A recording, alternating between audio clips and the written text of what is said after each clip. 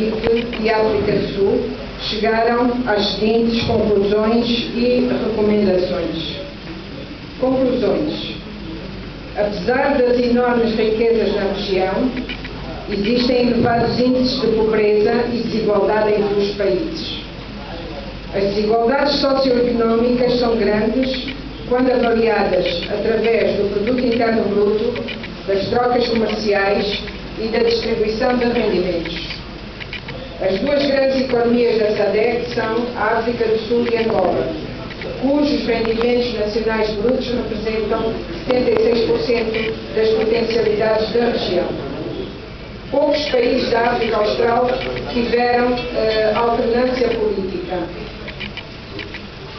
Na SADC, a integração e o impacto na vida dos cidadãos são fracos devido à ausência de qualidade, natureza, objetivos e vontade política das lideranças dos Estados-membros.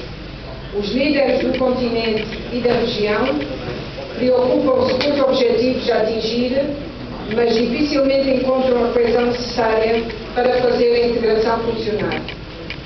No contexto atual, não há livre circulação